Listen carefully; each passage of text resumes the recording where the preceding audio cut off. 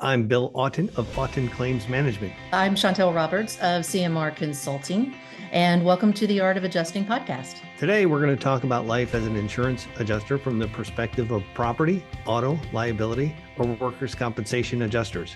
Our goal is to bring interesting topics in the world of claims adjusting to people who are working as an adjuster now and to people who are considering a career as a claims adjuster. Today is another episode of The Art of Adjusting, and I'm going to be flying solo. My guest is traveling today, so she's unavailable. So I am going to ramble on all on my own today, which I used to do that all the time back when this was the Daily Claims podcast. Of course, I rambled on solo all the time. Today's topic is going to be something that we deal with every day here, which is slip and fall cases, particularly slip and falls in snow and ice conditions. I live in the Northeast. We're in New York State. We get a lot of snow and ice in the winter, and that season is just about to come up here. And every year, I think slip and fall cases make up somewhere around 75 or 80% of the claims that we get, believe it or not. And there's some interesting features and topics and defenses that relate to these types of claims. This is going to be important if you're an insurance claims adjuster so that you know what to look for when you're conducting an investigation into these things. If you're a plaintiff's attorney, you're probably going to learn some of the things that we're looking for as well, and that can help you maybe decide whether or not a case is worth taking. And if you're a property owner, this is important stuff too, because you as the property owner need to take steps to mitigate problems with snow and ice that you may have. So in this discussion, we're going to talk about 5 different defenses that we typically use or look for when we're investigating these claims. One of those things relates to the actual cause. You have to prove that the snow or ice caused the incident. The second one is notice. The property owner has to have known that there was a situation that required effort on their part to correct. And if they didn't have notice, then they can't be found liable. The other defense is a storm in progress doctrine. Now that one's a little different. What that means is that there has to be sufficient time between the end of the storm and the time the person slipped and fell for the property owner to have mitigated the condition. So if the storm happened on a Tuesday and someone fell on slippery conditions on Thursday and Wednesday it was bright and sunny but cold, that's sufficient time for the problem to be corrected. Another defense is regular maintenance and inspection. So if the property owner has a record that they had gone out every hour to check conditions and to spread salt and shovel, and somebody still slipped and fell, that's a defense as well, because there's only so much you can do. This is Mother Nature we're talking about here. And finally, speculation as to the cause of the fall is another defense. You can't just say, well, this person slipped and fell. It was February and there was icy conditions and nobody saw what happened and we don't have any video and the person doesn't really know why they fell, but because of those conditions, there must be liability. That's a defense if you're just speculating as to what happened. So we'll talk about all these in a little more detail here today. Let's dive into lack of proof of causation. So to prove that the ice or snow caused the actual fall, what we do when we take a statement is that we ask, what caused your fall? And sometimes people will say, I just don't know. Sometimes they'll say, I know what happened. My foot slid out from under me on a slippery section of ice, and that caused me to fall. Other times, we'll get an answer like, I really don't know. It happened so fast. All I remember was I was walking, and then all I remember is I was on the ground. Now, that's a problem. If nobody saw what happened, and this person doesn't know exactly what caused them to fall, that is a defense. Courts generally require a solid evidence of a hazard that is linked to the incident. And if you can't connect those two, that can be fatal to the claim, meaning that it's a very defensible claim, and the plaintiff really doesn't have an argument that there was negligence there because they don't know how it happened. This applies not only in slip and fall cases involving ice and snow, It's also trip and falls downstairs or upstairs, slip and falls in restaurants or in a grocery store, the banana peel style claim. If they don't know what caused their fall and they say so, that's generally fatal to their claim. And and we don't try and trick people into saying things like this. We have to, as adjusters and investigators, push them on that issue. Um, are you sure you didn't know? Because uh, it could be that they knew that they slipped and fell, but they didn't know if it was because maybe the sole of their shoe was flatter than they thought it was, or maybe they were unsure of an incline there. So press them on those details. And if they still say they just don't know how they fell, then you probably have a very defensible case. Many times when someone says that they're not sure why they fell, they will say that they assumed that there was ice because it was cold out and it was February and there was snow on the ground. But if they didn't actually identify ice and no one else around, no witnesses, the policyholder, the property owner, nobody else could find any ice there, that's also fatal to the claim, meaning it's very defensible. The plaintiff's case can be thrown out. Now let's move on to actual or constructive notice. So when you're a property owner, you have a non-delegable duty, meaning that you can't pass this off onto somebody else generally, that you have to maintain a safe premises. It's your job to make sure that there are no hazards at the premises that someone coming onto your property could fall victim to and get hurt. So to do that, you have to inspect and you have to be aware of all the conditions of your property. And if something happens that you don't know about, you have no notice of, generally you are not going to be held liable for that. You have to know about it, and then you have to make a reasonable effort to correct it. So if a condition is not visible and apparent for a sufficient time, it's difficult for a plaintiff to say that the property owner was negligent if they didn't know about a condition. Notice is interesting. Municipalities have a little bit of immunity as far as notice. Here in New York, they have this requirement that if there's a hazard, they have to be placed on notice or they cannot be found liable for any injuries. In New York City, there's an interesting procedure that takes place where a law firm or maybe a group of law firms hire an engineering company to go through all of the sidewalks in New York City and document every crack and every defect with the sidewalks there, put this together in a big package, and then they submit that to the city to officially place them on notice of all of these problems so that if anybody does fall and wander into their law firm seeking recovery of damages because of an injury due to a defect on that sidewalk, they can now say, hey, New York City, you are on notice because every year we furnish this audit to you where we show you where all the cracks and crevices and raised areas of sidewalk are in the city.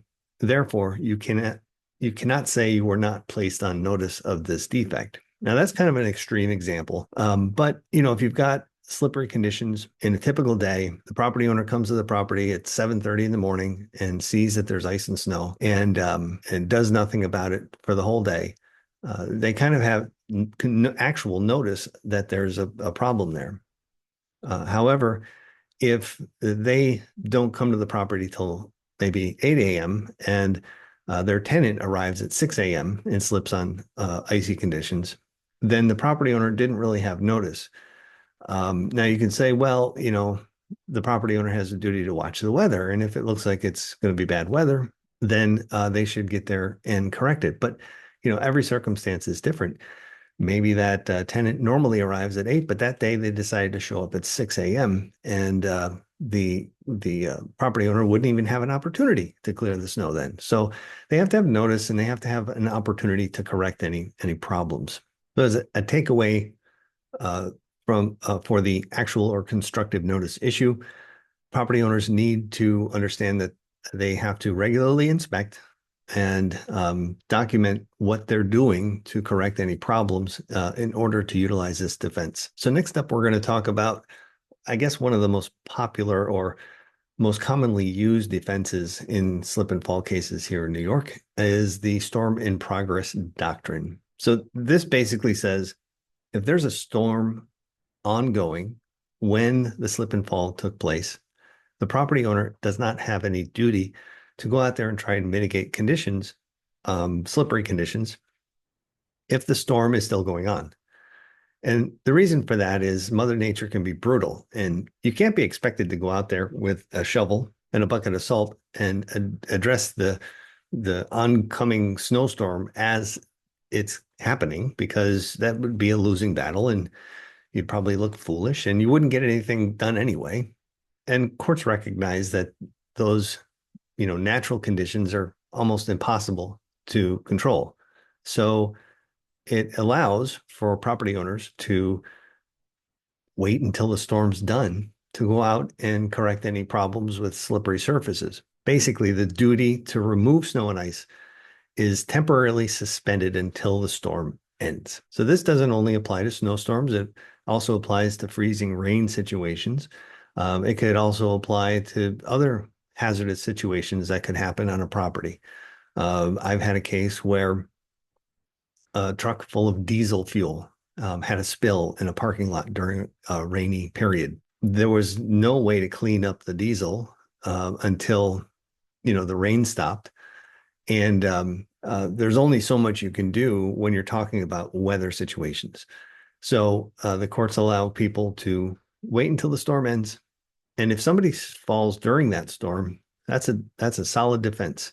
So if you're a property owner and you're experiencing, heavy snowstorm, once that storm ends and you suspect that there's a problem, you got to get out there and mitigate the issue. If there's icy conditions at your property and you've got a lot of people coming to your property, you've got to take steps. And more importantly, I think you have to document it, document what you're doing, and that's what we're going to talk about next. But you do have to do that. And if you fail to do that after sufficient time has passed after the end of the storm, then you could be found liable. Now, how do we determine when the storm ended? Well, we look at weather records. Most areas, especially metropolitan areas, will have detailed weather records from the National Oceanic and Atmospheric Administration, or NOAA, NOAA. We get reports from them. They give us daily accounts of what happened, and also hourly. So you can see how the weather conditions are changing on a specific day. If there's a snowstorm with ice and, freezing rain and drizzle in the morning, but it clears up at noon, you better be out there in the afternoon or evening taking care of any icy conditions that had happened. So this brings us to our fourth defense, which is regular maintenance and inspection. So as the property owner, if you are going to mitigate the conditions, you have to prove that there's some record that you did that. Now, your testimony might be one way to do that, but the best way to do that is to maintain a log. And I try and tell commercial property owners this whenever I talk to them, that if you're going to physically check your property to make sure that there are safe conditions, document it. That might be as simple as having security cameras at your property with a recording of you actually going out and checking, or you actually shoveling snow and spreading salt and taking care of that issue on a regular interval throughout the day. If you have that evidence available, a slip and fall case against you can be very defensible. That doesn't mean that if you perform those duties on Wednesday and somebody falls the next day that you're insulated necessarily. Conditions change rapidly. It's a balance between the storm in progress defense and your duty to go out there and take sufficient measures to mitigate snow and ice. And sometimes there's a storm, but then the conditions are just cold, and even with salt and shoveling efforts, you may not be able to actually mitigate the situation. It might still be dangerous. A record that you were going out there on an hourly or every couple of hours to mitigate the situation, you've got proof that you're trying to do that. That's a very solid defense. So finally, let's talk about speculation as insufficient evidence. There has to be concrete as evidence that the snow or ice conditions actually caused the fall. If you go back to the first defense, we talked about the lack of proof of causation. This is very related to that. What it means is that, just because the conditions were cold and that there was snow on the ground, doesn't mean that when someone falls, there has to be a solid tie between those two, between the condition and the event of falling. And if there's no proof that there's a correlation between the conditions and the fall, not just a correlation, but an actual connection between the two, meaning that there has to be solid evidence that that slippery condition caused that fall. I guess, in other words, if there is simply just a correlation, meaning that both conditions happened at the same time, a person fell and it was cold and slippery somewhere, doesn't mean that that particular slippery situation caused that particular fall. And the only way to prove that is for the claimant to be able to state that they actually fell because of that condition. And ideally, a witness or security camera video showing that there was a slippery condition, that you can actually see the ice or snow, and that you can actually see what happened. And if the claimant doesn't really know that's the case, and they say they don't really know if that's why they fell, then the jury cannot speculate as to how they fell. And that is how that defense works. In some cases, you'll have a claimant who will say that they assumed that there was ice there because it was cold, and there was ice in other parts of the parking lot or on the road that day, but that they didn't see any ice there as they were walking through it. But they slipped and fell. They saw ice earlier that day, so in their mind, they're kind of correlating the two and saying, "Hey, because of this, this happened." But if there's no firm evidence that there was ice under that person's foot and that's what caused them to fall, that's a defense. So that covers the 5 defenses for slip and fall cases. And it's important to know these as a claims adjuster or even as an attorney, because the injuries that can happen from slip and falls can be very severe. Sometimes they can be fatal. When you have a bad injury, a debilitating injury, a painful injury, those can be very costly, and the damage awards can be very high in some of those cases. So it's important to understand these defenses and put them to work wherever possible, to make sure that if you're an adjuster, that you're protecting the policyholder and you're protecting the insurance company from paying claims that they shouldn't. It's also important to know these defenses because if you're investigating a case and you don't have any of these defenses available to you, then it's time to understand, well, this is a claim that should be paid, and we have to start just looking at the damage aspect of it and determine what the value is. Because once you know the defenses and you recognize them clearly, you'll also know when they're not present in a particular case, and that you'll know when it's a case that you should settle. So that's why it's important to know these defenses. So if you're in the insurance industry or in property management, or if you're a snow removal contractor, make sure you've got good maintenance protocols, meaning that you've got a schedule and that you stick to that schedule and you document what you did with photographs, video, or even a handwritten log. I've worked with some snow removal contractors that have some sort of app that actually records the day and time that they perform snow removal at a property, without them having to do anything. It records the activity in their truck, and And that's a great way to do it because it's defensible. It's very solid proof, and it eliminates question marks. When you're talking about all these defenses, you may say, well, it could be that there was a storm in progress. How do we know? Well, we got to prove it. Hopefully we can get detailed weather records. As to regular maintenance, now a person can say they were doing this every hour, but is there any proof? Saying it is one thing, proving it is another. So protocols and documentation, those are the two most important things for property owners and snow removal contractors.